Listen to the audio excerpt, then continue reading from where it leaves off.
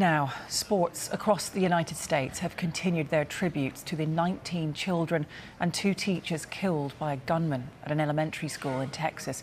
A moment of silence was observed before Game 5 of the Eastern Conference Finals between Miami Heat and Boston Celtics. The PA announcer urged fans to contact their state senators to demand support for safer gun laws before the players and coaches paid their respects to the victims of the mass shooting.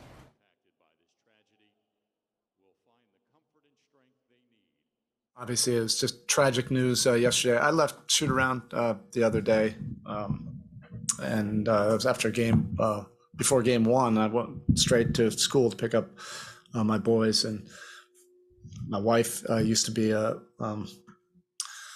junior high teacher, and we're just devastated by the news, and can't even imagine what that community and the families are feeling. You know, in that kind of scenario, going to school and seeing all the police cars and everything. So I think there's certainly after continued events, there's a call to action. I think everybody is trying to figure out a way to be heard, to force some kind of change, you know, from the people that can make change. It's sad that it's becoming something that we're like getting numb to.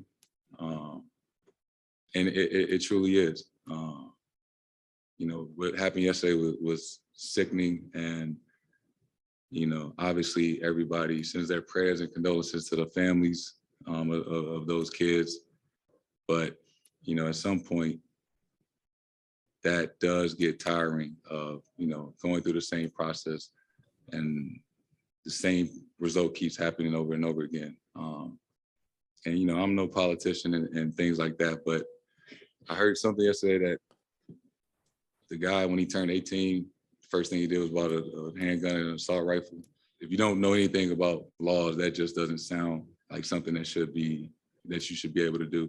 Couldn't even begin to imagine what those parents are dealing with and going through. School, you know, isn't safe. And, you know, that's frightening to think about.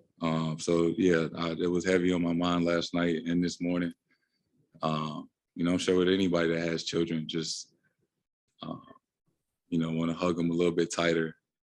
Seems like these things continue to happen and not much of a wake up call and nothing really changes. And so that's the thing that stands out. It's like, what's next? You know, things happened last week in Buffalo, this one yesterday, and you know, the first thing you think of as a parent, but also what's going to happen, what's going to change. And that's the kind of underlying theme of what's going to happen, what's going to change. And as of now, not much changes due to these incidents. And then you start to look back at Sandy Hook, Columbine, all the, you know, incidents throughout my lifetime growing up, and there has not been a ton of change.